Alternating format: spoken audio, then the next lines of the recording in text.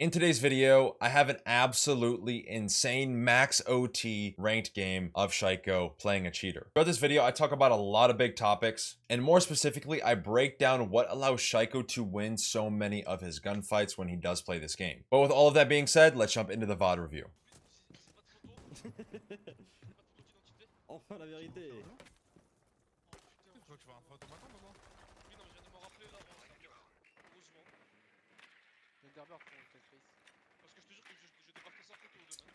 So if we actually pay attention to what Shaiiko did here, he destroyed the plant, and the reason for this is just to get a little bit deeper in this corner. This is a super small detail that sometimes people miss, or they just might not know, and this covers you from the stock double windows just a little bit more, so that way you can sit deeper in this corner from the windows there. Oh, il y en a deux.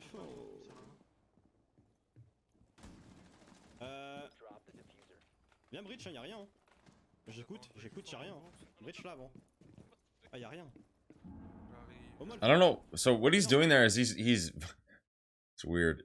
I don't know if he has like it turned off, because I know you can like turn certain HUD elements off, but he's like listening for a mute jammer, but you would just see the mute jammer symbol like in the bottom left, or like next to like around this area, wherever it pops up, you know what I mean, like when you're in the radius of a mute jammer. So I don't know why he's doing that. Maybe he has it turned off.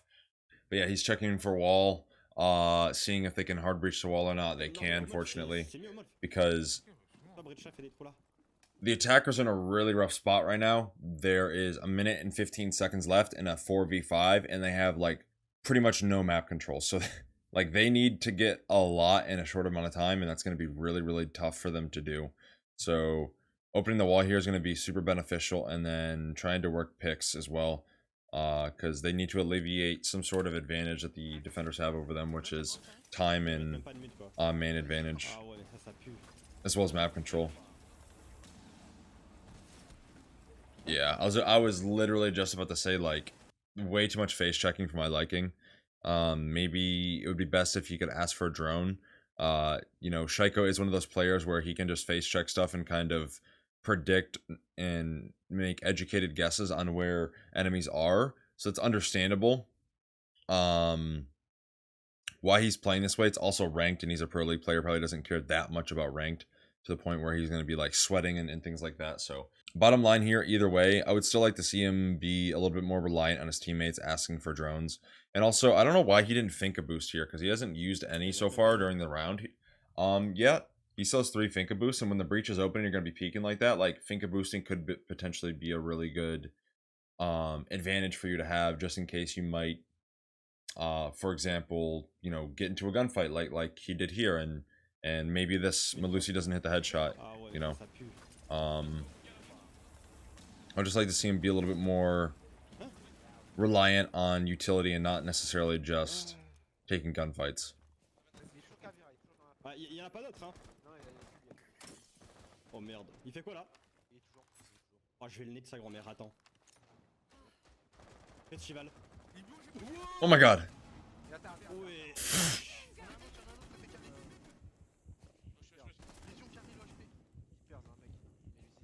The vigil was active, dude. He was on the map for sure. He's about it.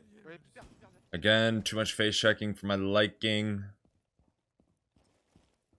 It is ranked though. I'm sure he probably doesn't care that much at all. If at all, rather.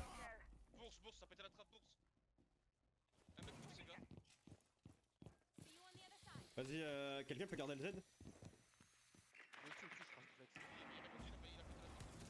Yeah, I would like, I was just about to say, like, I would like to see him not be in this path, because, like, sometimes defenders will walk under the hatch and then throw a nitro through and detonate it, pretty much landing exactly where Shaiiko is currently, and he would have died for sure.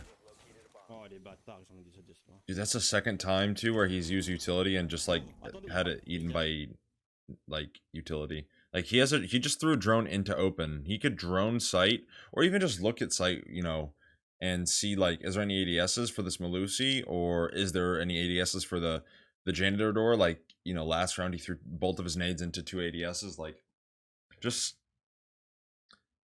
it's just very simple mistakes being made right now. But like I've already said throughout this video, I think that he just doesn't really care all that much. He just kind of wants to shoot people. And that's understandable. Like, you know, if you have the mechanics to back it up and you're a pro league player, like you're not going to be sweating in ranked like a large majority of the population is, because that's their version of pro league, right? Is ranked. So, Oh, attendez, on peut faire un truc là. Pas trop là. like I understand, you know, the position that he's in to not really care all too much. Venez, on se BP. Venez, venez, vas-y, go, go, go, go. Plante, plante, plante, plante, plante. Oh, mais y'a un mec. Miss Drone. Oh Miss non. 2 server. T'inquiète, t'inquiète, t'inquiète. C'est un mec serveur encore ou pas? Oui, oui, oui, y'a un mec SKZ, un mec SKZ, elle arrive. Elle est pas de BP, pas de garage, pardon. Elle est sur le ping 1. Mais t'es scable, bridel, mec. Va niquer sa mère. Push-le, push le serveur. Regarde sous, non. Il est pas scable, ouais. Attends, je plante. J'ai pas la coupe. Yeah, see, like I don't know what they're saying. Like I don't speak French, but I'm assuming they're just kind of like trolling and Ah, j'avais pas vu le mec serveur. yeah, they're having a good time. See, so like I said, you know, Attends, mais sur BP, but personne. just to critique what he is doing wrong from my perspective, like he's playing hyper aggressive right now, not, like face checking a lot and not really relying on utility all too much. You know, Finka is like more of like a running gun utility, so you don't really need to worry about it in that sense of like relying on it, because like you don't really need to rely on Finka. It's just like an added thing, you know. And Finka's insanely good right now because of LMG meta, and you know her Finka boost just being like one button click and then you get more HP, faster ADS and stuff like that. So that's why Finka's like pretty much meta right now. Same with Zoe. So that's kind of like the mindset that he's in, is just kind of run and gun, shoot people, not really drone. If I get punished for not droning, so be it. I'm not too worried about it. But yeah, I would say tone down the hyper aggression, play off of utility more, play off of your team more, and drones and things like that. And I think that I would be a lot more happy with seeing a playstyle more in that way. Toi aussi, tu le sentais? Ouais, bah je sais pas, en fait, c'était la fin. J'ai eu peur.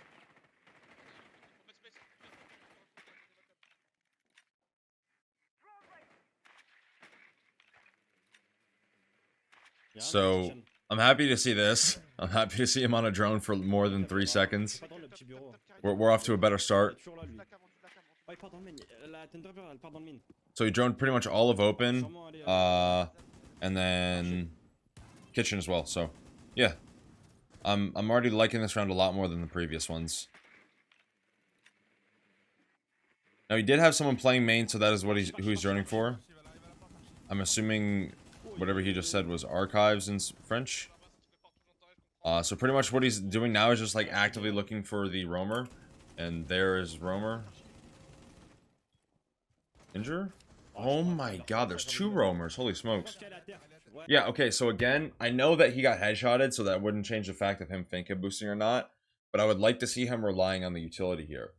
Because Finka is often used for taking gunfights. Like if your entry fragger is going to be, you know, taking a gunfight, you know that he's going to be taking it in the next 3 seconds or whatever, or just in general, like Finka boosting increases the chances of winning those gunfights, right? Because you have faster ADS speed and you have the ability to take more damage and things like that. So the probability of you winning the gunfights just go up based off those 2 things. So yeah, I would like to see him using the Finka boost for gunfights and things like that, instead of just kind of face checking, not really playing off of the utility that he is bringing for him and his team. Secure the bombs. So here we are in defense, playing Wamai. I believe he plays Wamai for like the majority of his defensive rounds. So I'm super interested to see that, because I can kind of give you guys some tips on, you know, why he's doing stuff with Wamai, because Wamai is Wamai can be a very in-depth operator. Now, one thing that I get asked all the time is like MP5K or AUG on Wamai. Personally, I like the AUG, but if you're going to be playing longer ranged gunfights, then MP5K would probably be your better option, just because of magnification. But overall, if I know I'm not going to be playing in a position where it's going to be long range and I need the 1.5, I'm always going to pick the AUG. The gun feels better to me. It does more damage. The fire rate difference doesn't really play that much of a factor in my ability to win or lose gunfights. So I just prefer the AUG. I think it feels insanely good, and just a very consistent weapon for me to use, and I absolutely love it. So I personally like the AUG more than the MP5K. So I get asked that a lot, you know, why the AUG over the MP5K, or, you know, which one is better. And that's just my personal opinion. Some people might agree, you might disagree, whatever it might be.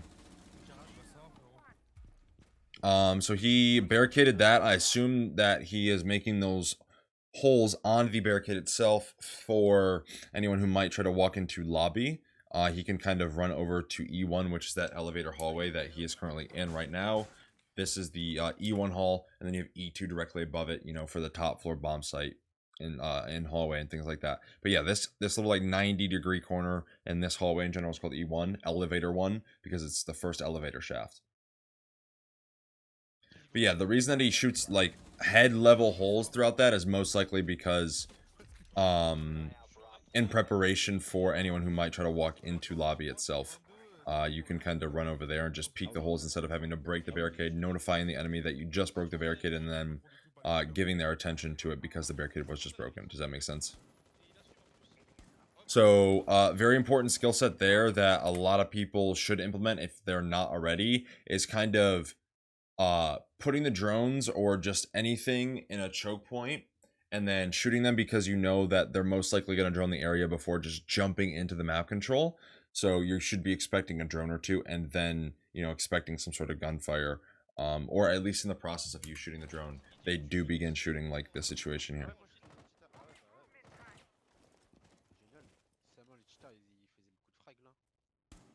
So there he got another drone as well, so that's 2 drones down. That's a lot of drone economy, you know, wasted.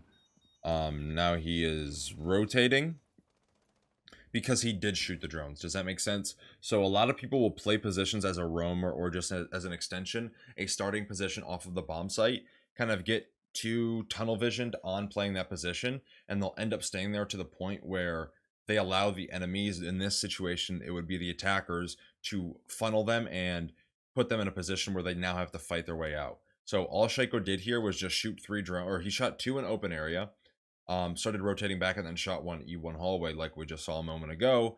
So now he's chipping away at drone economy. If we look at the attacker's drone economy, 5 drones have been shot. You can see this on the right hand side of your screen. That will always be there, and you know, in any mode that you play, to my knowledge, it'll always be there. It shows how many drones you and your team have shot. So there's 5 drones left at most for the attackers to utilize, unless they're bringing like a Twitch or an Iana. But for simplicity's sake, let's just say there's 5 drones left. That is half of the drone economy gone before, you know, half of the round is even over. That is insanely strong for you and your defensive team. So if you can chip away at drone economy like this and get yourself into a position where, you know, you're eliminating 50% to 70% of the attacker's drones within, you know, the prep phase and the first minute of the round, that is extremely advantageous. Now they have pretty much no option to drone the bomb site, because when they do, the drones are just going to keep getting shot and shot and shot, hopefully. And, you know, then the attackers pretty much have to face check everything and not really have any info to play off of when they do execute the bomb site. So huge thing there. I've mentioned this before in my other videos with Wamai. So if you pay attention to what Shaiiko did here, he threw down a Wamai on main stairs to catch any utility that would potentially fly down main stairs, right? But there's also an ADS and a Banshee here. So if we understand how a Wamai magnet works, let's say this Wamai magnet catches a grenade, right? If the grenade, when the grenade detonates after the magnet caught it, it will most likely destroy the ADS and most likely destroy the Banshee here.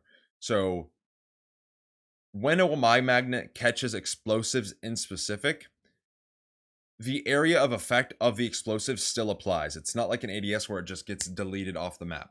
It still will explode, so therefore you need to be very cautious with how you place Wamai magnets. If you're putting them near shields, you don't want to put them too close in case a nade gets caught or an ash charge. If you're putting them near barbed wire or, you know, a Goyo canister, whatever utility it is that you and your team have placed on the map, you don't want to put a Wamai too close to it, because it could potentially be have a negative outcome versus a positive one. So very important that you guys kind of understand this with Wamai, so that way you don't make this mistake and you can avoid, you know, doing more harm than good with your utility.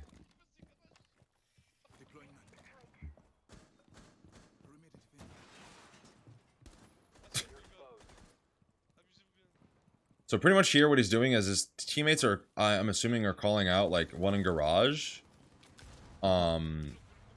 Just based off their position. Ah, il cheat, ouais, il cheat. C'est la vie de ma mère, il cheat. Fils de pute. Is he cheating?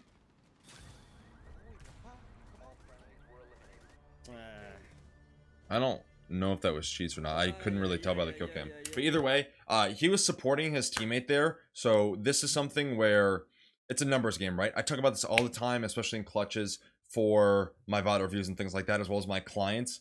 On my coaching, there's a link to that in the description if you guys are interested in the coaching. I coach console and PC players, so if you're on PC or console, doesn't matter, I can coach you. But either way, it's the numbers game, right? So there's one person in garage. If two defenders are playing there, even if one dies, there still is a potential for a refrag. Now, the worst case scenario happened there where both defenders did die, but just based off the numbers game, if my teammate dies, and then I refrag, you know, then I kill the Zofia, and then I rotate out of garage because no one else is there, right? So I don't need to be in that position, and I refragged my my teammate who did die to the Zofia. That's like ideally what you're trying to go for. If the first teammate can kill the Zofia, that's the best situation because you didn't lose any manpower in the process or utility from that person dying if they had any on them. But either way, yeah. So just the numbers game of taking gunfights and eliminating enemies in their positions. Very important skill set to implement, especially for clutches.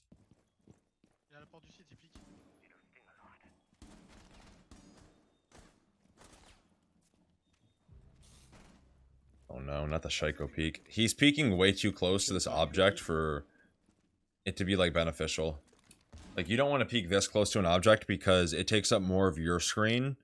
So that way I'm gonna very loosely explain this, but it takes up more of your screen, so that means that the enemy will see you because you have a larger object on your screen. The enemy will see you first because you have the larger object on your screen. So you want to take steps back away from angles and doorways and objects like this because it will end up getting you killed.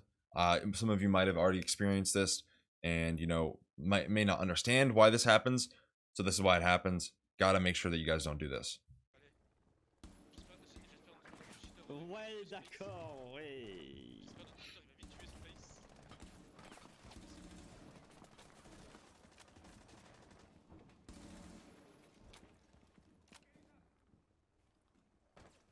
Je vais me prendre une dingue.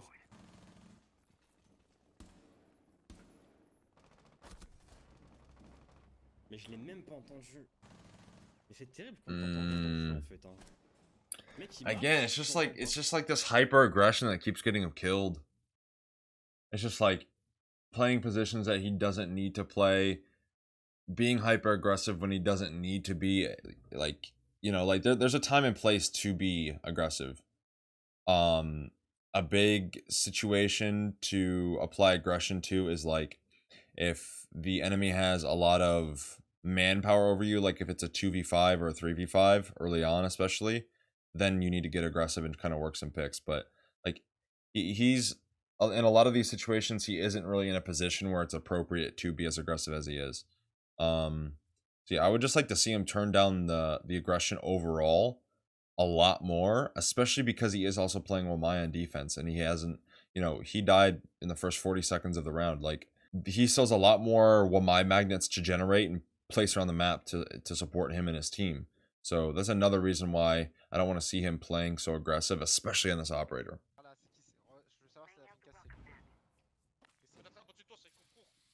Yeah, I was just about to say, Bottom Pellets impact trick? Oh, unfortunate. See, in that situation, the AUG would open that just fine. But since, oh my god. But since the MP5K doesn't have that great of soft destruction, then you get something like that. So I'm just saying, you know, AUG would make the hole there.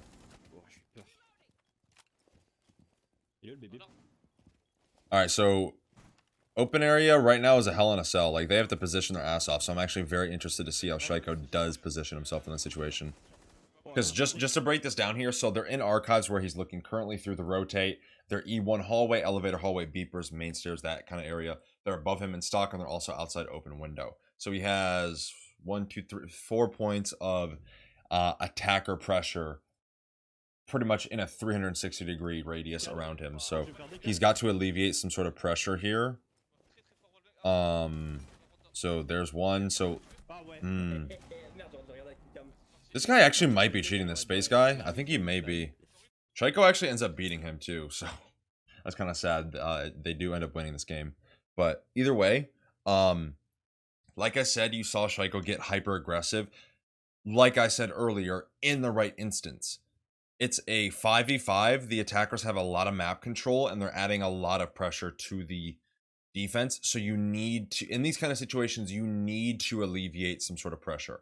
Whatever that looks like, if you and your teammate need to 2v1 someone, like the Zofia in Garage, when both of them were there, unfortunately, they both died, like I said. But, you know, whatever the situation is to come out on top, you need to try to accomplish that. And that's exactly what you're seeing here. So you're kind of seeing him position around where he knows enemies are. Fortunately, I think the open area window guy actually rotated out, because in just a moment he does rotate around the cubicle here. Right there. So he's getting shot at by someone in archive. So he retakes the position based off that information. He's actively adapting to what the enemy is pressuring him with. And that's something that you guys need to utilize as well, is adaptation. Not enough people are adapting. It's more of just a reaction. You want to be adapting and molding around to what the enemy is doing to you, so that way you can be free flowing. You're not in one form at all times. You're like water. If anyone's seen that like Bruce Lee quote where it's like, be like water, my friend, you know what I mean? Same thing applies here, where you just want to be free flowing, not really too rigid, so that way whatever position you need to play and how you need to play it can be done. So that's pretty much what Shaiko's doing here.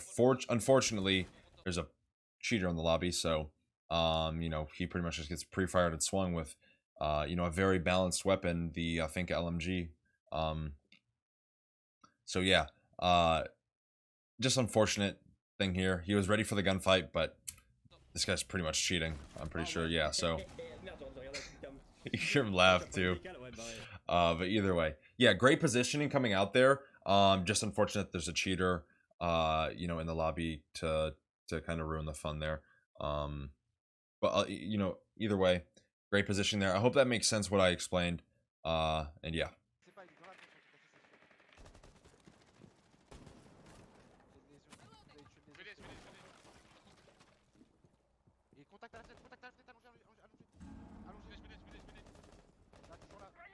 Okay, so I believe they have someone in stock, and Shaiko's pretty much just establishing the cutoff here. And I think they just killed him. So Monty is stock windows, as we see over here. You guys probably won't be able to see it, but you guys can actually see Monty's symbol just above my webcam there. So Monty is pressuring this guy's stock, and I think it was, yeah, the OSA, yeah, based off the 5.56 XI Thermite's weapon. OSA killed the stock player, and Shaiiko was just pretty much, you know, applying the cutoff here. So whichever way this stock player went, whether he went, you know, advanced towards the Monty and the OSA, towards the stock windows, or tried to retreat and through the stock double door into the hallway, he was met with contact from any attacker. Sorry, from the attackers. So that's exactly what Shaiko's doing here. He's just establishing a cutoff, so that way it makes the person playing stock and their job a lot less safe and harder to do.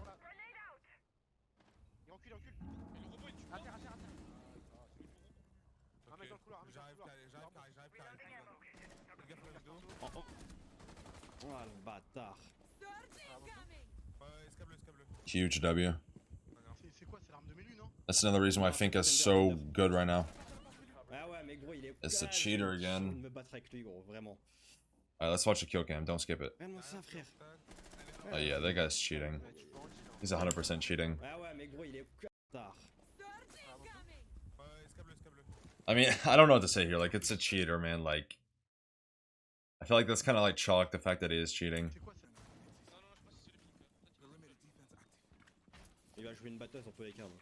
Alright, let's see here. Let's see what Shaiiko does. Match point, 2 minutes 40 on the clock. I believe he's asking for head holes from Garage. So, if you guys don't know, you can actually get a super deep angle from Garage. If you see these head holes here. These head holes here. On Old Bank, you used to be able to see default plant from this Garage wall. If you were playing in Garage looking through CC, you would be able to see default plant. You can't do that anymore. but you still can see default plant from the hallway. So if you put those head holes where Shaiiko just pings in just a moment here. So he pings there. I'm assuming he's going to ask for, or he is asking for head holes, because I do hear the Mira shotgun shooting shortly after. So you can still shoot the default plant from this location, looking through these head holes that are about to be made by the Mira. So he's kind of like adjusting the site setup actively for what the attackers have been doing in the past rounds. And I believe what he's going to do here is, I think he's going to try to face the cheater. Because the cheater did end up coming garage earlier round. And that's where we saw, I believe, the Mira and Shaiiko trying to shoot the Zofia, who was was the cheater. And the cheater eventually did kill both of them. But I believe he's going to try to kill the cheater here.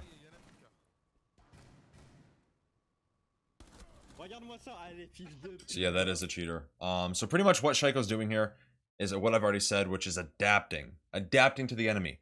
A lot of people in ranked fall into the same habits. You know, I'm sure you guys do this too, where you get comfortable doing something because it's worked so many times for you that you just know how to do it so well, because you've done it so much. So a lot of people do this, in the middle of games too, where they just keep doing the same thing over and over and over and over. And they're not adapting, they're not adjusting and changing things and tweaking. And that's exactly what Shaiiko read into here. He read that the cheater went garage last time. The cheater's most likely going to be playing hyper aggressive because 1, he has Zofia LMG, and 2, he has cheats. So, the favorability of him winning gunfights goes up, but not against the man himself, Shaiiko, as, he takes him out there. But Shaiko's adapting. He is understanding, hey, he went garage last time. I'm going to be prepared for it this time, so that way I can eliminate him off of the board, which he successfully did.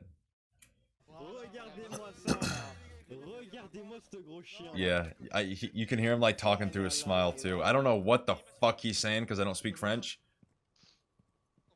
But I can hear him like walking through, talking through a smile. We're getting a little turn over the fact that the cheater's off the board. Oh, the cheater was actually Osa. Interesting. Okay, so what Shaiko's doing here? He recognized he has the diffuser. This is the heart and soul to an attacking team. If you don't have diffuser and the defenders understand this, the defenders can play time in their lives. They can run away, they can fight diffuser, they can defend the diffuser. That's exactly what Shaiko's doing here. He understands he has diffuser. He's going to get a little aggressive, play a much more pushed up position, so that way the attackers don't have such ease of access to said diffuser and retrieving it. So that's that's what he's doing here with his positioning.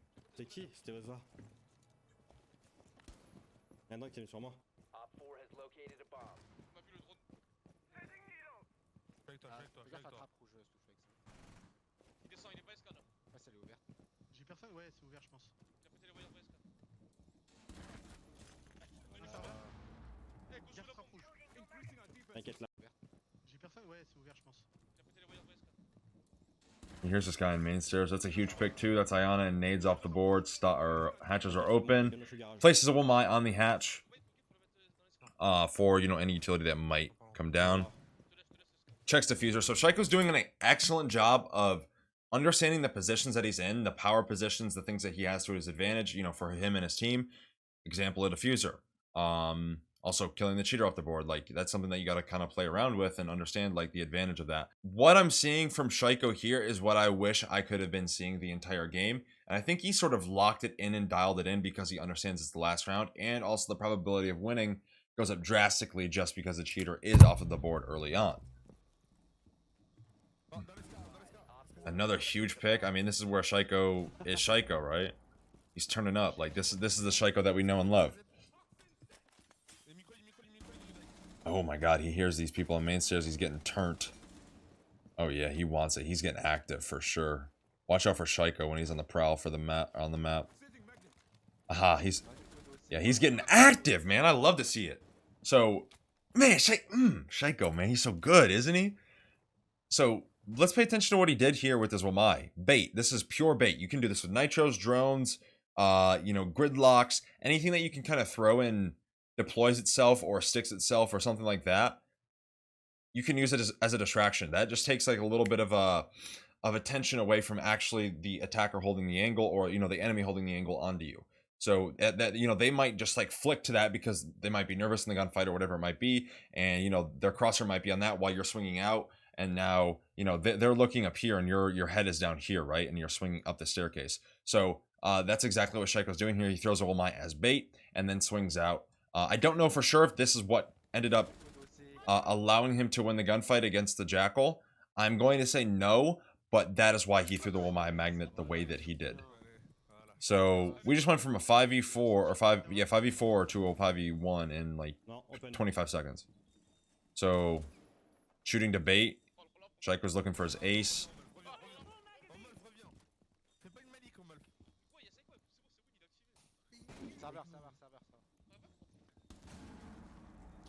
Oh là là. There we go. That is the game. Shaiiko beating a cheater in ranked. I don't know how many kills Shaiiko ended up getting anyways. Let's see. He did come in first with MVP, so must be quite a few kills. Let's see. I'm actually curious because he got a 4K that last round.